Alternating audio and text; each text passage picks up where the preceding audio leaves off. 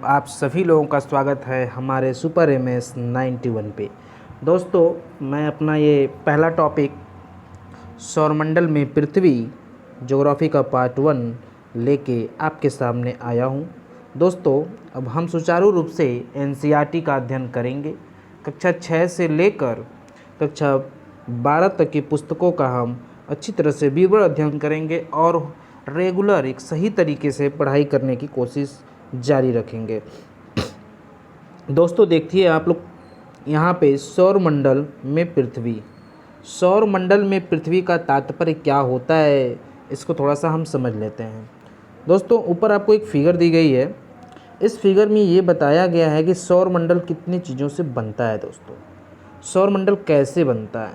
सौरमंडल में आपको बीच में जो आकृति दिखाई दे रही है, यह सूर्य को दिखाती है। किसको दिखाती है? सूर्य को।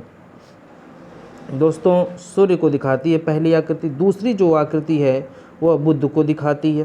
किसको दिखाती है? बुध को दिखाती है। उसके बाद आप देखेंगे कि बुध के बाद कौन सी आकृति आती है? पृथ्वी की आती है। कौन सी आकृति आती है? पृथ्वी की। पृथ्वी के बाद मंगल आता है, बुध के बाद शुक्र आता है, शुक्र के बाद पृथ्वी आती है और पृथ्वी के बाद मंगल आता है। दोस्तों, ये जो तीन हमारे बुध, शुक्र, पृथ्वी, ये जो तीन हमारे बहुत ही महत्वपूर्ण हैं, जिसके बारे में हमें जानना है। आगे चलते हुए हम इन्हीं तीनों के बारे में ज़्यादातर अध्ययन करेंगे। जैसे कि पृथ्वी, इसके अंतर्गत हम पृथ्वी का, जिस पे हम लोग निवास करते हैं। उसके बाद आता है मंगल। कौन सा दोस्तों? मंगल। मंगल बाद आता है बृहस्पति। बृहस्पति के बाद आता है शनि। और शनि के बाद दोस्तों आता है, क्या आता है आपका?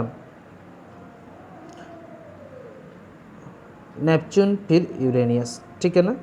इतने प्रकार के आपके क्या हैं? ग्रह हैं। इन ग्रहों के मिलने से क्या बनता है? सौरमंडल बनता है। इसी सौरमंडल में हम किसका अध्ययन करेंगे दोस्तों? पृथ्वी का अध्ययन करेंगे। सबसे ज़्यादा महत्वपूर्ण हमारे लिए क्या है? पृथ्वी, जिस पे हम लोग निवास करते हैं। तो आइए देखते हैं इसमें पृथ्वी में क्या दिया गया है, किसके बारे में हमें अध्ययन करना है।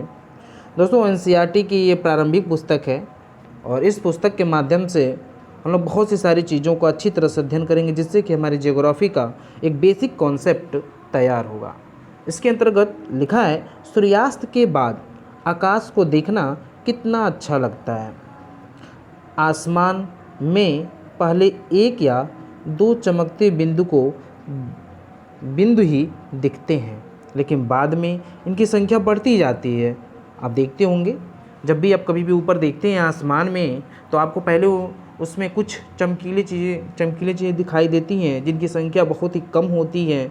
बाद में ये संख्या बढ़ती जाती है। आप उनकी गणना नहीं कर सकते। कभी भी आप जो ऊपर आकाश में दिखाई देता है, उन्हें हम जो तारा बोलते हैं, उन तारों की गणना हम लोग नहीं कर सकते। संपूर्ण आकाश छोटी छोटी चमकदार वस्तुओं से भर जाती है, जिनमें से कुछ चमकीले होते हैं, कुछ धुंधले होते हैं। कैसे होते हैं? धुंधले होते हैं। ऐसा प्रतीत होता है मानो आकाश में हीरे जड़े हों। जैसे आप हीरो को देखते हो, कहीं भी आप देखिएगा, आप अपने मार्केट में या आसपास के कहीं भी ज्वेलरी की दुकान पे जाइएगा और वहाँ पे अगर हीरे आपको दिखाई देते हैं, तो ऐसा प्रतीत होगा कितने ज़्यादा चमकते हैं, टिमटिमाते हुए हीरे लगेंगे आपको। उसी तरह आकाश में टिमटिमाते हुए तारे प्रतीत होते हैं। लेकिन अगर आप उनको ध्यान से देखेंगे तो आप पाएंगे कि इनमें से कुछ की टिमटिमाहट अन्य से अलग है। कुछ तारे ऐसे टिमटिमाते हैं जिनकी टिमटिमाहट क्या है? अलग है। ये बिना किसी टिमटिमाहट के चंद्रमा के समान चमकते हैं। जैसे चंद्रमा हमेशा एक जगह से कांस्टेंट अपना प्रकाश देता रहता है, एक तरीके से अपना प्रकाश स्थिरतापूर्वक देता रहता है, उस तरीके से कुछ ऐसे दिखाई देंगे आकाश में जो टिमटिमाते नहीं है। वो अपनी आकाश को मतलब अपने प्रकाश को स्थिरता से देते हैं। उन्हीं के बारे में बात की जाती है। आप कभी ध्यान लगा के आकाश में देखेंगे तो आपको ऐसा प्रतीत होगा। ठीक है? इसके आगे देखते हैं हम, इन चमकीली वस्तुओं के साथ आप लगभग प्रतिदिन चंद्रमा को भी देखते हैं। किसको देखते हैं दोस्तों? चंद्रमा को देखते हैं। अगर अलग अलग समय पर अलग अलग आकार तथा अलग अलग स्थितियों में दिखाई पड़ता है, आप पूर्ण चंद्र को लगभग 1 महीने में एक बार देख सकते हैं। ये बहुत ही महत्वपूर्ण है। आप पूर्ण चंद्र को लगभग 1 महीने में एक बार देख सकते हैं।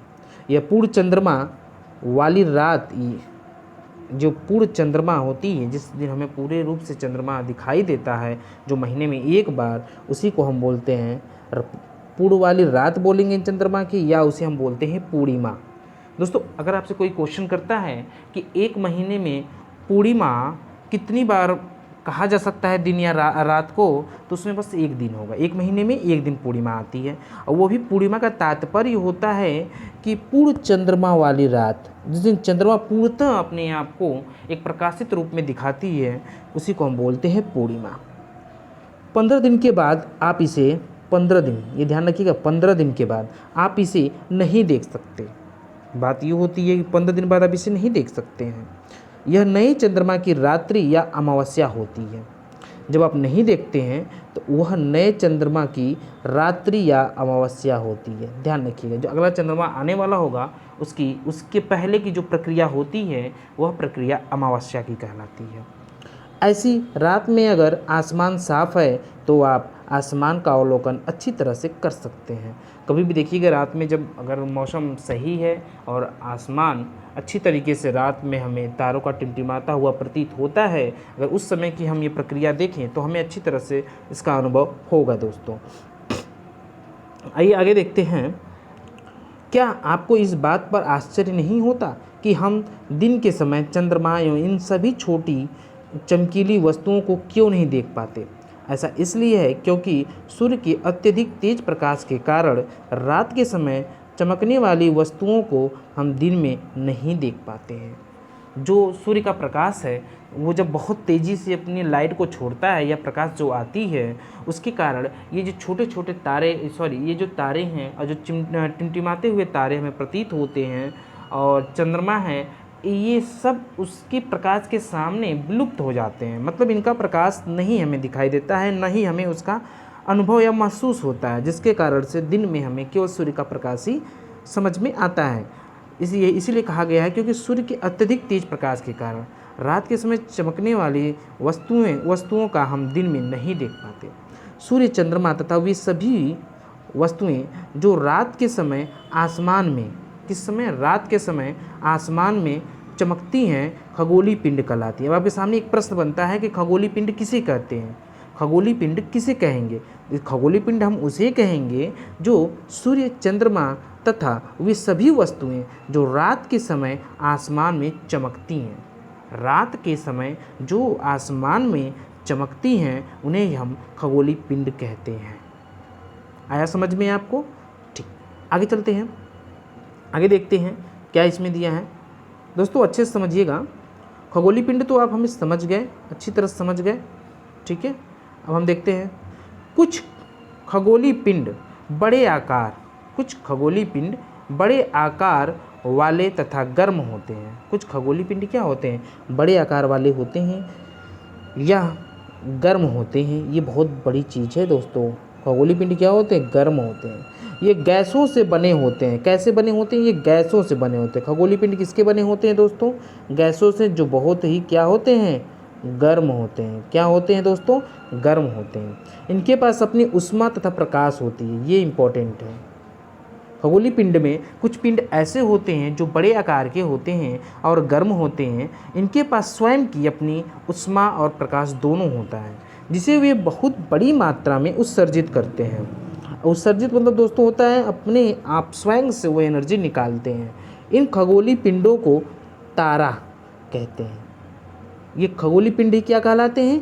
तारा कहलाते हैं। वह खगोलीय पिंड जिसका आकार बड़ा हो और वह गर्म हो रहता हो, वह स्वयं अपनी ऊष्मा और प्रकाश को देता हो, बहुत अधिक मात्रा में ऊष्मा का उत्सर्जित करता हो, वही क्या कहलाता है? तारा कहलाता है दोस्तों। क्या कहलाता है?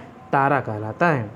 यह तारा जो होता है, इसी तरह सूर्य भी हमारा क्या है? ये एक तारा है, जिससे हम प्रकाश को प्राप्त करते हैं दोस्तों। ठीक है, चलिए हम इतना समझें, आगे देखते हैं अगला टॉपिक में हमारा क्या दिया है, इसको हम अच्छी तरह समझते हैं। चलिए, हाँ देखिए दोस्तों,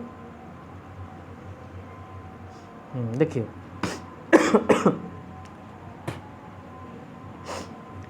रात के समय चमकते हुए अनगिनत तारे रात के समय चमकते हुए अनगिनत तारे सूर्य के समान ही हैं। जैसे देखिए रात में बहुत से तारे चमकते हैं, जैसे आपको दिखाई दे रहा है ये ध्रुव तारा है, दिखाई दे रहा है ना ध्रुव तारा, ये रात के समय चमकता है। कैसे चमकता है रात के समय, कैसे चमकता है रात के समय, तो रात के समय चमकता हुआ तारा है, ठीक है, के समान ही है। लेकिन हमसे बहुत दूर होने के कारण हम लोग उनकी उष्मा या प्रकाश को महसूस नहीं कर सकते। किस कारण से हम महसूस नहीं कर सकते उसकी उष्मा और प्रकाश से, क्योंकि वो बहुत दूर है, ठीक है, क्या है, बहुत दूर है, तथा वे अत्यंत छोटे दिखाई पड़ते हैं, जैसे लगते हैं बहुत छोटे से हैं, ठीक है।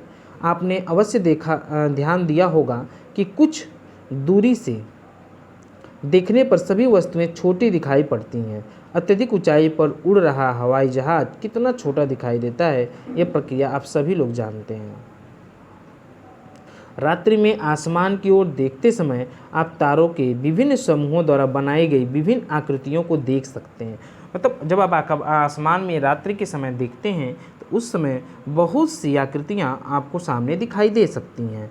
उस समय क्या कंडीशंस होती है, थोड़ा हम उसके बारे में समझते हैं। वहाँ देखिए बनाई गई विविध आकृतियों को देख सकते हैं, ये नक्षत्र मंडल कहलाती हैं। जैसे कि हम जब रात्रि में आसमान की ओर देखते हैं तो उस समय हमें तारों के विभिन्न समूह द्वारा बनाई गई विविध आकृतियों को देखते हैं। जैसे कि तारे एक जगह हो जाते हैं, वो जिगजैग की तरह, या कह सकते हैं सर्कुलर मोमेंट में, ऐसे करके वो तारे जो अपने एक समूह बनाते हैं, वह समूह को हम लोग नक्षत्र मंडल का नाम देते हैं। क्या नाम देते हैं दोस्तों, नक्षत्र मंडल। आप इसको विशेष रूप से ध्यान रखिएगा, नक्षत्र मंडल किसे कहते हैं।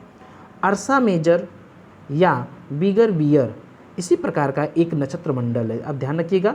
एक अर्सा मेजर, उसी का नाम है बिग बियर, ये एक नक्षत्र मंडल का नाम है। बहुत आसानी से पहचान में आने वाला नक्षत्र मंडल है, मतलब इसे हम आसानी, जैसे कि आप जानते होंगे 4 तारे एक साथ होते हैं और प्लस 3 तारे अलग होते हैं, उसी को हम बोलते हैं बिग बियर या अर्सा मेजर। बहुत आसानी से पहचान में आने वाला नक्षत्र मंडल है। सप्तऋषि, समझिएगा इसे, सप्तऋषि, सप्त 7 ऋषि संत, इसका मतलब सप्तऋषि 7 तारे होंगे या 7 तारों का समूह है। ये कितने तारों का समूह है, 7 तारों का। मतलब अर्सा मेजर या बिग बियर जो 7 तारों का समूह है, उसी को हम लोग क्या बोलते हैं, नक्षत्र मंडल बोलते हैं। और कौन सा नक्षत्र मंडल है, बिग बियर नक्षत्र मंडल है दोस्तों, ठीक है। आगे देखते हैं, जो कि नक्षत्र मंडल अर्सा मेजर का भाग है। नक्षत्र मंडल क्या है, अर्सा मेजर का भाग है। चित्र 1 में आपको हमने दिखाई दिया है, आप समझ भी गए होंगे। अगर थोड़ा सा दिक्कत है तो देख लीजिए एक बार फिगर, आप अच्छे से फिगर को समझ लीजिए, देख लीजिए। ये 4 आकृतियां हैं, 3 आकृतियां इधर हैं, तो ये किसको रिप्रेजेंट करते हैं, ये आकृतियां नक्षत्र मंडल को। यह नक्षत्र जो मंडल है इसे हम बोलते हैं अर्सा मेजर। क्या बोलते हैं, अर्सा मेजर या बिग बियर, ठीक है दोस्तों। चलिए आगे देखते हैं।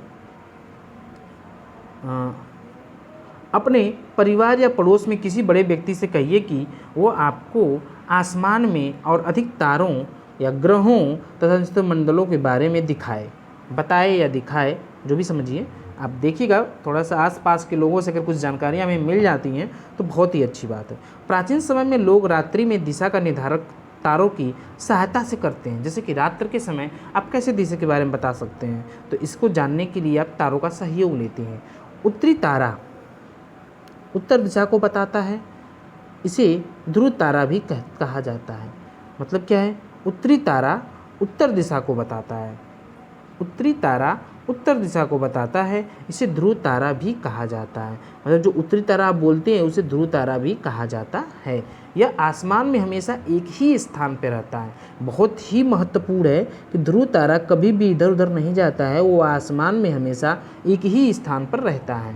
हम सप्तऋषि की सहायता से ध्रुव तारे की स्थिति को जान सकते हैं। सप्तऋषि मतलब क्या समझ रहे हैं, अर्सा मेजर समझिए आप। जैसे तारों का जो समूह है उसी को हम सप्तऋषि कहते हैं। 7 तारे एक साथ होती हैं, उन्हीं की सहायता से ध्रुव तारे की स्थिति को हम जान सकते हैं। चित्र में आपको हमने दिखाया है कि यदि सप्तऋषि के संकेतों तारों का आपस में मिलते हुए एक काल्पनिक रेखा खींची जाए एवं उसे आगे की ओर बढ़ाया जाए तो यह ध्रुव तारे की ओर इंगित करेगा। ठीक है, समझ में आ रहा है, ठीक। कुछ खगोलीय पिंडों में अपना प्रकाश या ऊष्मा नहीं होती है, वे तारों की प्रकाश से प्रकाशित होते हैं। ध्यान रखिएगा, जो खगोलीय पिंड होते हैं अपना प्रकाश या ऊष्मा नहीं होती है। जैसे कि आप ग्रह देखते हैं, ग्रह का अपना एक कोई प्रकाश नहीं है, वह जो भी प्रकाश पाता है वो सूर्य के द्वारा ही पाता है, वे तारों के प्रकाश से ही प्रकाशित होते हैं। ठीक है, जैसे ऐसे पिंड क्या कहलाते हैं? ग्रह कहलाते हैं। जिनके पास अपना स्वयं का प्रकाश नहीं है वो क्या कहलाते हैं? ग्रह कहलाते हैं। ग्रह जिसे अंग्रेजी में प्लेनेट, आप जानते हैं अंग्रेजी में क्या बोलते हैं? प्लेनेट करें। ग्रीक भाषा के प्लेनेटाई, ग्रीक भाषा के प्लेनेटाई शब्द से बना है, जिसका अर्थ होता है परिभ्रमण, जिसका अर्थ होता है परिभ्रमण। प्लेनेट का अर्थ क्या होता है? परिभ्रमक। ठीक है, अर्थात चारों ओर घूमने वाला। अब कभी भी आप समझिएगा, जो प्लेनेट है इंग्लिश में, उसका अर्थ होता है चारों ओर घूमने वाला, परिभ्रमक। ठीक है, जिसको हम बोलते हैं ग्रह। पृथ्वी जिस पर हम रहते हैं, हम किस पर रहते हैं दोस्तों? पृथ्वी पर रहते हैं, एक ग्रह है। यह अपना संपूर्ण प्रकाश ऊष्मा सूर्य से प्राप्त करती है, जो पृथ्वी के सबसे नज़दीक का तारा है। पृथ्वी को बहुत अधिक दूरी से, जैसे चंद्रमा से देखने पर यह चंद्रमा की तरह चमकती हुई प्रतीत होगी। कैसी प्रतीत होगी? चंद्रमा की तरह चमकती हुई प्रतीत होगी। ठीक है, आपको समझ में आया दोस्तों? चलिए, आज का भाग इतना ही रहेगा। कल हम आगे पढ़ेंगे कि किस तरीके से यह ग्रह यह ग्रह किस तरीके से सूर्य का चक्कर लगाते हैं, इसके बारे में हम कल अध्ययन करते हैं। ठीक है दोस्तों, धन्यवाद।